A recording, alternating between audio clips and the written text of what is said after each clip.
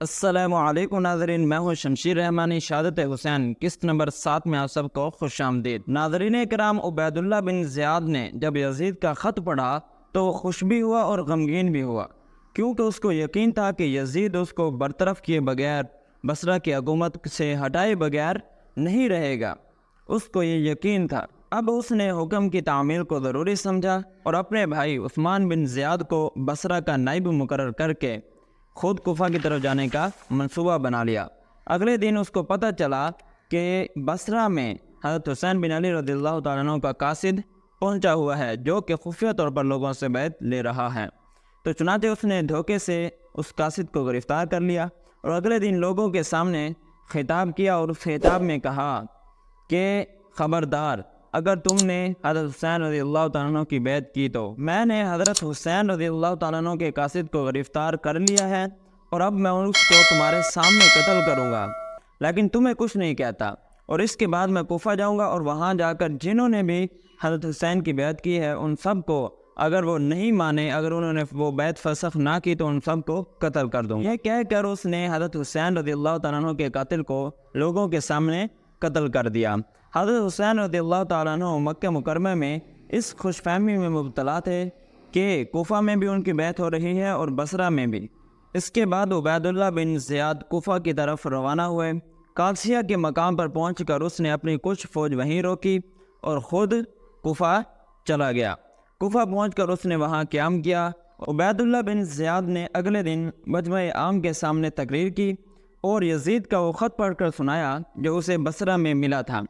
اس کے بعد اس نے کہا کہ تم لوگ میرے باپ زیاد بن ابی سفیان کو خوب جانتے ہو کہ وہ کس قسم کی سیاست برتنے کے عادی تھے، اور میرے اندر وہ تمام خصلتیں موجود ہیں جو میرے باپ کے اندر تھیں۔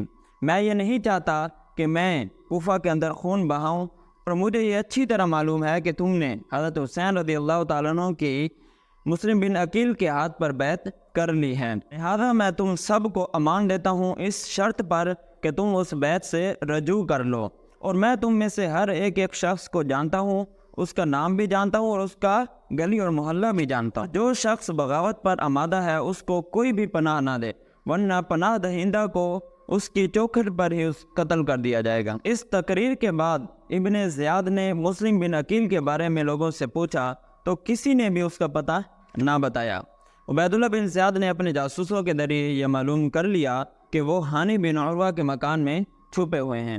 چنانچہ اس نے ایک ایسے آدمی کو جس کو کوئی نہیں جانتا تھا، جس کا نام معقل تھا، اس کو کچھ درہم دے کر بھیجا اور کہا کہ یہ تحفتاً لے جاؤ اور جا کر دیکھ کر آؤ کہ واقعی مسلم بن عقیل وہیں چھپا ہوا ہے کہ نہیں۔ وہ گیا اور پتہ کر کے آیا کہ واقعی مسلم بن عقیل تو وہیں چھپے ہوئے ہیں۔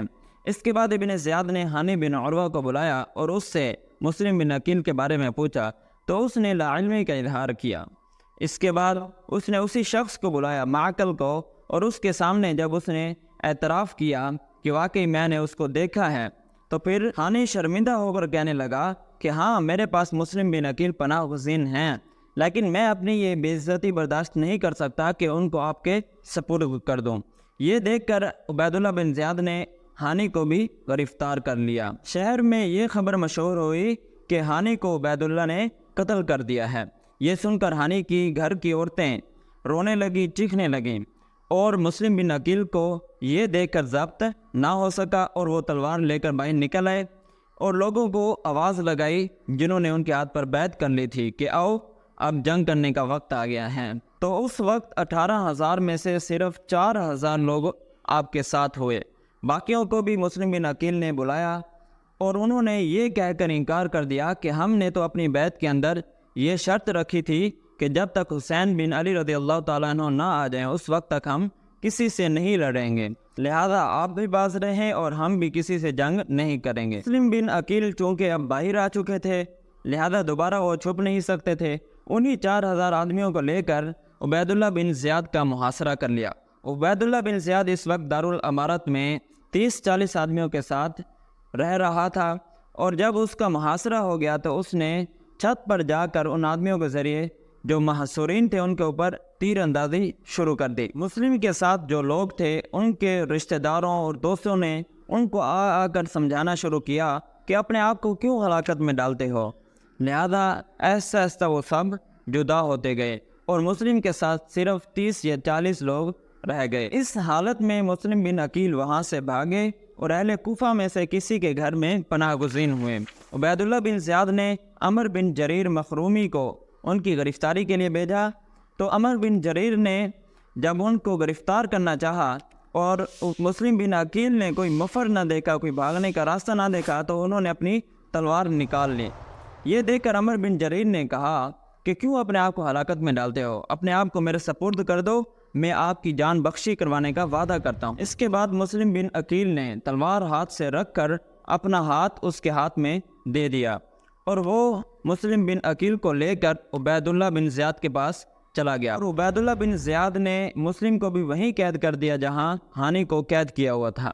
اگلے دن بیعت کرنے والوں میں سے 10,000 لوگ عبید اللہ بن زیاد کے محل کے باہر جمع ہو گئے اور یہ مطالبہ کرنے لگے کہ مسلم اور ہانی دونوں کو رہا کیا جائے اور ہمارے حوالے کیا جائے، ورنہ ہم زبردستی آپ سے چھین کر لے جائیں گے۔ اس کے بعد عبید اللہ بن زیاد نے یہ حکم دیا کہ ان دونوں کو چھت پر لے جا کر ان سب کے سامنے قتل کر دو۔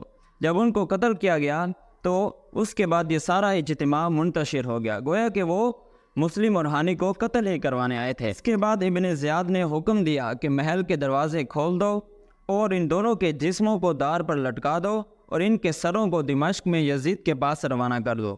اور ادھر سے یزید نے یہ احکامات جاری کیے کہ حضرت حسین رضی اللہ تعالیٰ عنہ مکے سے روانہ ہو چکے ہیں، لہذا اپنی حفاظت مکمل کرو اور ایک فوج بھیج دو کوفہ سے باہر ہی جو ان کو روک لیں۔ تو ناظرین کرام، آج کے دن اتنا ہی۔ اگلی ویڈیو میں ہم بات کریں گے کہ حضرت حسین رضی اللہ تعالیٰ عنہ مکے سے کیسے نکلے اور کیسے وہ کربلا تک پہنچے، کن کن حالات سے وہ گزرے۔ تو ہمارے ساتھ جڑے رہیے، ہمارے چینل کو سبسکرائب کر لیں۔